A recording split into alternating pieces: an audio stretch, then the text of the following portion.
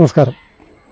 ഇന്നലെ മുതൽ നമ്മുടെ കേരളത്തിൽ പ്രത്യേകിച്ചും ഏറ്റുമുട്ടൽ, പാകിസ്ഥാൻ ഭാരത ഏറ്റുമുട്ടലിനെ തുടർന്ന് അത് ഏതാണ്ട് അവസാനിച്ചു എന്ന മട്ടായപ്പോൾ ഇതുവരെ ഒതുക്കി വച്ചിരുന്ന ആരോപണങ്ങളെല്ലാം അല്ലെങ്കിൽ അവരുടെ ചില രാഷ്ട്രീയ അജണ്ടകൾ പ്രചരിപ്പിക്കാനുള്ള സന്ദർഭമാക്കി ചില മീശ കുരുക്കാത്ത പിള്ളേർ ചാടിപ്പുറപ്പെട്ടതായിട്ട് കണ്ടു. കോൺഗ്രസിലെ യൂത്തന്മാരെന്ന് പറയുന്നവർ.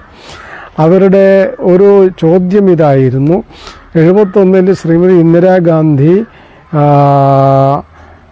അമേരിക്കയുടെ ആവശ്യപ്രകാരമല്ല വെടിനിർത്തൽ പ്രഖ്യാപിച്ചത്. അമേരിക്ക അങ്ങനെ ഇടപെട്ടിരുന്നില്ല. അമേരിക്ക ഇടപെടാൻ വന്നു.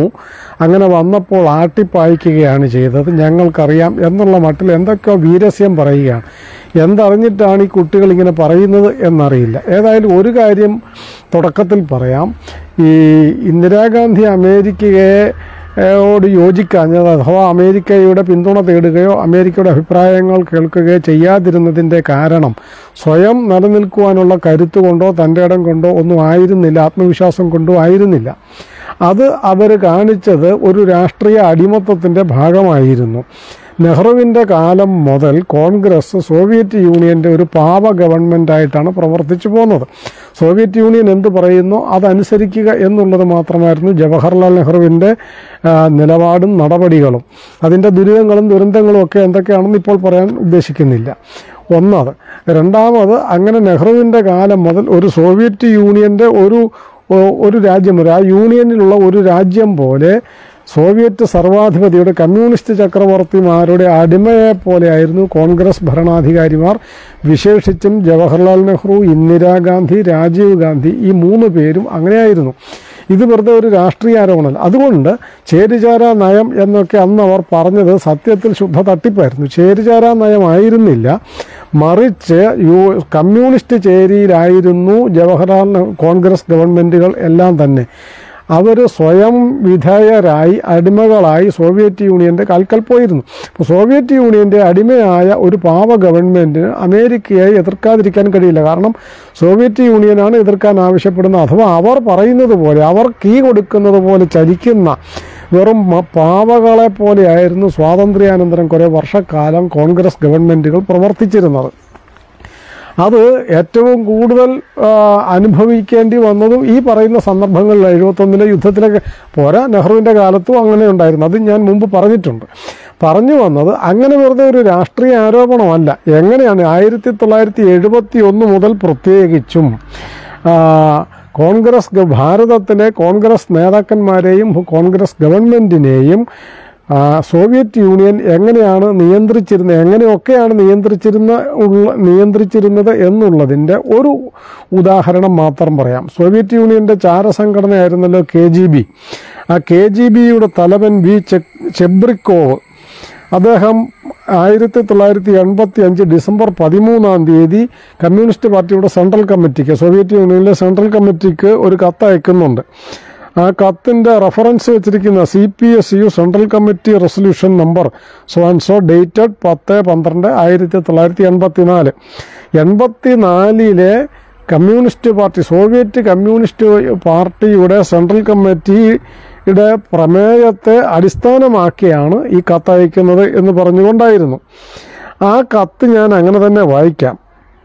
Respected members, beginning from 1971, the Central Committee of the Communist Party of the Soviet Union had been allotting funds to finance individual politicians in India. കൂടുതൽ വിശദീകരിക്കണ്ടല്ലോ. ഇന്ത്യയിലെ രാഷ്ട്രീയ നേതാക്കന്മാർക്ക് ആയിട്ടുള്ള ഫണ്ട് അനുവദിച്ചു കൊടുത്തുകൊണ്ടിരുന്നതിനെ കുറിച്ചാണ് വിശദീകരിക്കുന്നത്.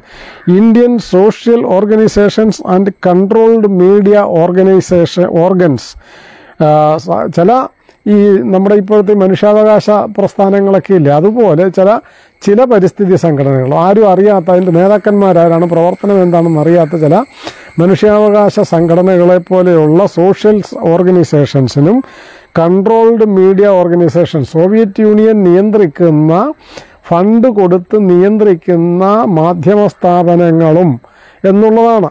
ആ കാലത്ത് തെരഞ്ഞെടുപ്പ് കാലത്ത് 70കളിൽ ഇന്ദിരാഗാന്ധിയുടെ തെരഞ്ഞെടുപ്പ് കാലത്തൊക്കെ ഒരു മാസം ഒരു വർഷം അടിയന്തരാവസ്ഥയ്ക്ക് തൊട്ട് മുമ്പുള്ള വേളയിലൊക്കെ ഒരു വർഷം 5000-ലധികം ലേഖനങ്ങൾ ഭാരതത്തിലെ പ്രാദേശിക ഭാഷകളിലും ഇംഗ്ലീഷ് പത്രങ്ങളിലും ഒക്കെ ആയിട്ട് ഏതാണ്ട് 5000-ലധികം ലേഖനങ്ങൾ, എന്ന് വെച്ചാൽ ഒരു ദിവസം തന്നെ 5, 6, 8, 10 ഒക്കെ ലേഖനങ്ങൾ വ്യത്യസ്ത ഭാഷകളിൽ വ്യത്യസ്ത പത്രങ്ങളിൽ മീഡിയകളിൽ വന്നുകൊണ്ടിരുന്നു എന്നർത്ഥം. അങ്ങനെ കൊടുത്തുകൊണ്ടേയിരുന്നു, പമ്പ് ചെയ്യുകയായിരുന്നു. പണം കൊടുത്ത് മാധ്യമപ്രവർത്തകരെയും മാധ്യമ സ്ഥാപനങ്ങളെയും വിലക്കെടുത്ത് ഇന്ദിരാ ഗവൺമെൻറ്റിന് വേണ്ടി, കോൺഗ്രസ് പാർട്ടിക്ക് വേണ്ടി പമ്പ് ചെയ്യുകയായിരുന്നു ഈ സോവിയറ്റ് യൂണിയനിൽ നിന്ന് ചെയ്തിരുന്നത്. അതിനെക്കുറിച്ചൊക്കെയാണ് ഇവിടെ സൂചിപ്പിക്കുന്നത്. Controlled media organisations who were used for various acts and to exert influence in favour of state interest of the USSR. Soviet യൂണിയൻ്റെ, യൂണിയൻ ഓഫ് സോവിയറ്റ് സോഷ്യലിസ്റ്റ് റിപ്പബ്ലിക്കിൻ്റെ താൽപ്പര്യങ്ങൾ സംരക്ഷിക്കാൻ വേണ്ടിയായിരുന്നു ഈ മാധ്യമങ്ങളെയും ഈ രാഷ്ട്രീയ നേതാക്കന്മാരെയും ഒക്കെ നിയന്ത്രിക്കുകയും വിലക്കെടുക്കുകയും ഈ സാമൂഹിക സംഘടനകളെയൊക്കെ വിലക്കെടുക്കുകയും ചെയ്തിരുന്നത് എന്നുള്ള കാര്യം സൂചിപ്പിക്കുകയാണ്. In the annual allocations for 1985 of above reference, മുമ്പ് സൂചിപ്പിച്ച ഇതേ കാര്യത്തിന് വേണ്ടി 1985 ഫണ്ട് അനുവദിക്കുന്നതിനെ സംബന്ധിച്ചാണ്. Funds amounting to 3,20,000 roubles in foreign currency have been fully utilised for the above set purposes. അതായത് ഈ 3,20,000 രൂപ ഫോറിൻ കറൻസി എന്ന് ഉദ്ദേശിച്ചത് ഡോളർ രൂപത്തിൽ ഇതിന് തത്തുല്യമായ ഡോളർ അലോട്ട് ചെയ്ത് കഴിഞ്ഞിരിക്കുന്നു ഭാരതത്തിലെ കോൺഗ്രസ്സുകാർക്കും അഥവാ മാധ്യമപ്രവർത്തകർക്കും ഇത്തരം രാഷ്ട്രീയ വ്യക്തികൾക്കും ഒക്കെ ആയിട്ട് കൊടുത്തു കഴിഞ്ഞിരിക്കുന്നു. ഇനി ബാക്കിയാണ് പ്രധാനം.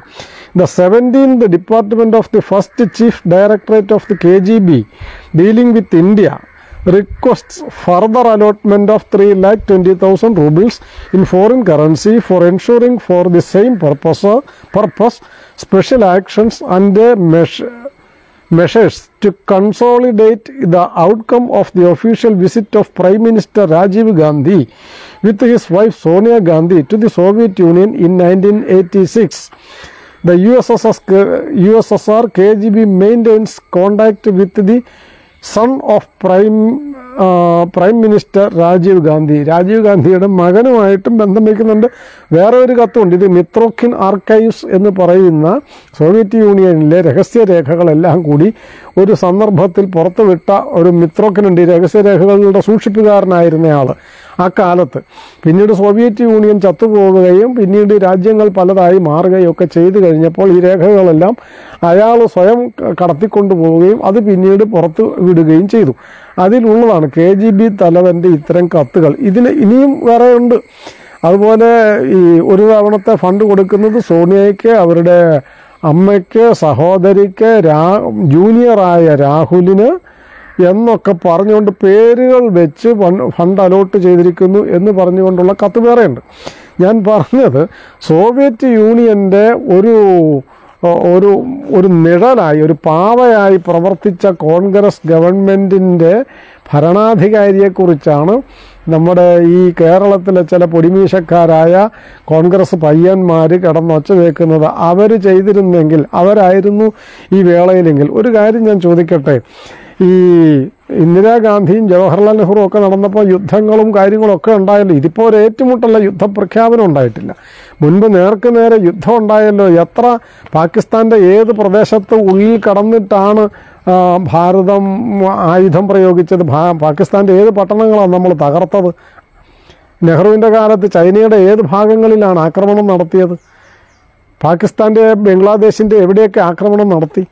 അങ്ങനെ ഒരു ആക്രമണം നടത്തി അതിർത്തിയിൽ ഏറ്റുമുട്ടലല്ലാതെ, എന്നിട്ട് പട്ടാളക്കാരുടെ മിടുക്ക് കൊണ്ട് കുറേയെങ്കിലും 71 യുദ്ധം ജയിച്ചെങ്കിൽ അന്ന് കിട്ടിയ മേൽക്കൈ ഉപയോഗിച്ചിട്ടൊരു നിബന്ധനയും വയ്ക്കാതെ പട്ടാളക്കാർ ജയിപ്പിച്ച യുദ്ധത്തെ ഭരണാധികാരി എന്നുള്ള നിലയിൽ ഇന്ദിരാഗാന്ധി പരാജയപ്പെടുത്തിയതിൻ്റെ ഒരു അനുഭവമാണുള്ളത്.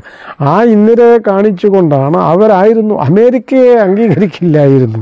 സോവിയറ്റ് യൂണിയൻ്റെ അടിമയ്ക്ക് എങ്ങനെയാണ് അമേരിക്കയെ അംഗീകരിക്കാൻ കഴിയുന്നത് എന്ന് ഈ കുട്ടികൾ ആലോചിച്ചിട്ടുണ്ടോ? സോവിയറ്റ് യൂണിയൻ ഇന്നില്ല, അന്ന് സോവിയറ്റ് യൂണിയൻ്റെ അടിമയായിരുന്നു. അതുകൊണ്ട് അത് കാട്ടിയിട്ട് ഇന്നത്തെ നടപടികളെ പുച്ഛിക്കാനും അപഹസിക്കാനും ശ്രമിക്കുന്നത് വിവരമില്ലായ്മയാണ് എന്ന് മാത്രമേ പറയാനുള്ളൂ. എന്ന് മാത്രമല്ല, ഇതുപോലെ കടുത്ത തീരുമാനങ്ങൾ ഈ സിന്ധു നദീജല കരാർ എക്കാലത്തേക്കും അത് റദ്ദ് ചെയ്തിരിക്കുകയാണ്.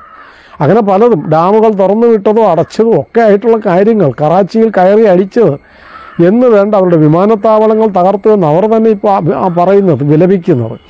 അങ്ങനെ പാകിസ്ഥാൻ്റെ നെഞ്ചിൽ കയറി തകർത്ത് ആടി തിരിച്ചു വന്ന ഭാരത സൈന്യത്തെയും അവരെ നയിച്ച ഭരണാധികാരികളെയും പുച്ഛിക്കാൻ ഇല്ലാത്ത കഥകളൊക്കെ പറഞ്ഞ് വീരസ്യം പറയരുത് എന്ന് മാത്രമാണ്. ഇന്ദിരാഗാന്ധിയുടെയും നെഹ്റുവിൻ്റെയും ഒക്കെ അടിമ മനോഭാവത്തെ വലിച്ചെറിഞ്ഞു എന്നുള്ളതാണ് ഇത്തവണയുണ്ടായത്. ഇത്തവണ സത്യത്തിൽ എല്ലാവരെയും ഒന്ന് അഭിനന്ദിച്ചു കൊണ്ടിരുന്നതാണ്. കാരണം കക്ഷി രാഷ്ട്രീയം മാറ്റിവെച്ച് എല്ലാവരും ഒന്നിച്ചു നിന്നു എന്നുള്ളത്. പക്ഷേ തീരുന്നതിന് മുമ്പ് തന്നെ പൊലയാട്ട് ആരംഭിച്ചല്ലോ കോൺഗ്രസ്സുകാരാ. നീയൊക്കെ നാണമില്ലേ ഇത്തരം വാഴ്ത്തുപാട്ടുകൾ നടത്താൻ? ഒരു കുടുംബത്തിൻ്റെ അട്ടിപ്പറ അവകാശം മുഴുവൻ ഇങ്ങനെ നിങ്ങൾ അതിനുവേണ്ടി പാട്ടുപാടി നടക്കേണ്ടത് കാര്യമുണ്ടോ? അവരുടെ വാഴ്ത്തുപാട്ടുകൾ നടത്താൻ വേണ്ടിയാണോ കോൺഗ്രസ് പാർട്ടി ഉണ്ടാക്കിയത്? അങ്ങനെയാണ് എന്നുള്ളത് വേറെ കാര്യം. ഏതായാലും ഇത്രയും ശക്തമായൊരു തിരിച്ചടി കൊടുക്കുക. ആദ്യം യുദ്ധം നടത്തുന്നതിനെക്കുറിച്ചായിരുന്നു. രക്തദാഹികളാണ്, ആന ചേനയാന്നൊക്കെ പറഞ്ഞ് ഇപ്പോൾ ഒരു മേൽക്കൈ നേടി ശത്രു രാജ്യത്തിനെ അവരുടെ അകത്ത് കടന്ന് ആക്രമിച്ച് തകർത്ത് തിരിച്ചു വന്ന് പറയുന്നത് പോലെ നിബന്ധനകൾ വെച്ചുകൊണ്ട് തന്നെ പല കരാറുകളും റദ്ദ് ചെയ്തുകൊണ്ട് നടത്തിയ ഈ നീക്കത്തിനെ അംഗീകരിക്കുന്നതിനും അത് രാജ്യത്തിൻ്റെ വിജയമായിട്ട് കണക്കാക്കി പറയുന്നതിനും പകരം അമേരിക്ക എന്തോ അവിടെ നിന്ന് പറഞ്ഞു എന്ന് പറഞ്ഞുകൊണ്ട് ഈ വിജയത്തിൻ്റെ മുഴുവൻ ക്രെഡിറ്റ്, അഥവാ ഈ ട്രീറ്റിയുടെ മുഴുവൻ ക്രെഡിറ്റ് ഒരു വിദേശ രാജ്യത്തിൻ്റെ പ്രതിനിധിക്ക് കൊടുക്കാൻ കോൺഗ്രസ്സുകാരൻ വെമ്പുന്നതിൻ്റെ കാരണം ഒന്നേ ഉള്ളൂ, നിങ്ങളുടെ ജീൻ വിദേശമാണ് എന്നുള്ളതാണ്. നിങ്ങളുടെ ബീജം വിദേശ ബീജമാണ് എന്നുള്ളതാണ്. അത് ഞാൻ പറയണ്ടെന്ന് വിചാരിച്ചിരുന്നതാണ്. കോൺഗ്രസ് ജനിച്ചത് വിദേശ ബീജത്തിൽ നിന്നാണ്. കോൺഗ്രസ് വളർന്നത് വിദേശ ബീജത്തിൽ നിന്നാണ്. കോൺഗ്രസ് ഭാരതത്തെ വിഭജിച്ചത് വിദേശിയുടെ ബീജത്തിന് വില പറഞ്ഞുകൊണ്ടായിരുന്നു എന്ന് വേണ്ട ഇപ്പോഴും കോൺഗ്രസിനെ നയിച്ചു കൊണ്ടിരിക്കുന്നത് ഈ വിദേശ ബീജമാണല്ലോ. എന്നിട്ട് അതൊന്നും ഓർക്കാതെ ഈ നാണം കെട്ട ആക്ഷേപങ്ങൾ ഉന്നയിക്കുന്ന കോൺഗ്രസ്സിലെ കുട്ടികൾ, പിള്ളേരെന്ന് ആലോചിച്ച് നോക്കുക.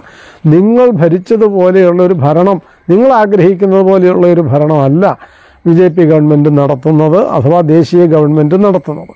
അത് രാജ്യത്തിൻ്റെ നന്മയാണ് കണക്കാക്കുന്നത്. ഏതെങ്കിലും ഒരു കുടുംബത്തിൻ്റെ നന്മയോ ഒരു വ്യക്തിയുടെ പേരോ പ്രശസ്തിയോ ഒന്നുമല്ലെന്ന്. രാജ്യത്തിന് ഏതാണോ ഗുണം അതനുസരിച്ചിട്ട് ഭരണം നടത്തും, അതനുസരിച്ച് പ്രതിരോധവും നടത്തും. ആ പ്രതിരോധം നടത്തിയതിൻ്റെ ചരിത്രം സാമാന്യ ജനങ്ങൾക്ക് മനസ്സിലായിട്ടുണ്ട്, ലോകത്തിന് മനസ്സിലായിട്ടുണ്ട്. നിങ്ങളെപ്പോലെയുള്ള കുറേ പടുവിഡ്ഢികൾക്ക് മാത്രമായിരിക്കും മനസ്സിലാകാതെ ഇരിക്കുക. അതുകൊണ്ട് അക്കാര്യങ്ങളൊക്കെ മറച്ചു വെക്കാൻ വേണ്ടി, ഈ കോൺഗ്രസിൻ്റെ ഇത്രയും കാലത്തെ ഭരണപരാജയം മറച്ചു വയ്ക്കാൻ വേണ്ടി, ആ സോവിയറ്റ് യൂണിയൻ്റെ അടിമയായിരുന്നു എന്ന സത്യം ചർച്ച ചെയ്യാതിരിക്കാൻ വേണ്ടി, എഡ്വിന മൗണ്ട് ബാറ്റൻ്റെയും പാവയായിരുന്നു കോൺഗ്രസ് നേതാക്കന്മാർ എന്ന സത്യം ചർച്ച ചെയ്യാതിരിക്കാൻ വേണ്ടി നിങ്ങൾ ഇപ്പോൾ ഉണ്ടാക്കിയിരിക്കുന്ന ഈ ഒരു നരേറ്റീവ് ഓർത്ത് വെച്ചുകൊള്ളുക. നിങ്ങൾ ആദ്യം തെരഞ്ഞു പിടിക്കേണ്ടത് ഇവരുടെയൊക്കെ ഈ ഞാൻ മുമ്പ് പറഞ്ഞ കാര്യങ്ങളും തീരുമാനങ്ങളും നടപടികളും ഒക്കെ എങ്ങനെ വന്നു എന്നുള്ളത് മാത്രം അന്വേഷിക്കുക. സോവിയറ്റ് യൂണിയൻ്റെ അടിമകളായിരുന്നു കോൺഗ്രസ് കുടുംബത്തിൽ ആരൊക്കെ ഉണ്ടായിരുന്നു എന്നാലോചിക്കുക. അവരെന്തൊക്കെ പണം മാത്രമേ വാങ്ങിയുള്ളൂ, മറ്റെന്തെങ്കിലും വാങ്ങിയിട്ടുണ്ടോ, വേറെ എന്തെങ്കിലും ബ്ലാക്ക് മെയിൽ ചെയ്തിരുന്നു എന്നും കൂടി നിങ്ങൾ ആലോചിക്കുകയും അന്വേഷിക്കുകയും ചെയ്യേണ്ടതുണ്ട്. നവഭാരത ശില്പി എന്ന് പറഞ്ഞ് നടക്കുന്ന നിങ്ങളുടെ നേതാവ് ആർക്കൊക്കെയാണ് ഭാരതത്തിൻ്റെ സ്വാഭിമാനം പണയം വെച്ചത് എന്ന് നിങ്ങൾ സ്വയം പരിശോധിക്കുന്നത് നല്ലതായിരിക്കും. അങ്ങനെ ആ പരിശോധനയൊക്കെ നടത്തിയതിന് ശേഷം ഇപ്പോൾ നടത്തിയത് അമേരിക്ക പറഞ്ഞിട്ടാണോ, ഐക്യരാഷ്ട്രസഭ പറഞ്ഞിട്ടാണോ, അതല്ല ഭാരതം സ്വയം പറഞ്ഞിട്ടാണോ എന്നൊക്കെ ഉള്ളത് പിന്നീട് ചർച്ച ചെയ്യാം. ആര് പറഞ്ഞിട്ടാണ് എന്നുള്ളതല്ല, എന്തിനു ആണ് തുടരുന്നത്, എന്താണ് ചെയ്തത് എന്നുള്ളതാണ് ചർച്ച ചെയ്യേണ്ടത്. ആ ചെയ്തതിനെക്കുറിച്ച് ചർച്ച ചെയ്യാൻ അറപ്പുള്ളത് കൊണ്ട് കോൺഗ്രസ്സുകാരൻ നിങ്ങളുടെ പഴയ വിദേശികളുടെ വിഴുപ്പ് അലക്കി നടക്കുന്ന ഈ പണി ഇനിയെങ്കിലും അവസാനിപ്പിക്കണം. സോവിയറ്റ് യൂണിയൻ്റെ അടിമയായിട്ടും ഇറ്റലിയുടെ അടിമയായിട്ടുമൊക്കെ പ്രവർത്തിച്ചു പോരുന്ന കോൺഗ്രസ് സ്വയം പിരിഞ്ഞു പോവുകയായിരിക്കും നിങ്ങൾക്ക് മാന്യത ഉള്ള എന്തെങ്കിലും ഉണ്ടെങ്കിൽ അവശേഷിക്കാൻ നല്ലത്. അല്ലെങ്കിൽ ഈ പണി നിർത്താതെ മുന്നോട്ട് പോകാനാണ് പോകുന്നതെങ്കിൽ ഓരോന്നും എടുത്തിട്ട് കോൺഗ്രസിൻ്റെ ഓരോ ചരിത്രവും എടുത്ത് പുറത്തിട്ട് പുതിയ തലമുറയെ പഠിപ്പിക്കേണ്ടി വരും. അത് മറന്നു പോകരുതെന്ന് മാത്രം ഓർമ്മിപ്പിക്കുന്നു. നമസ്കാരം.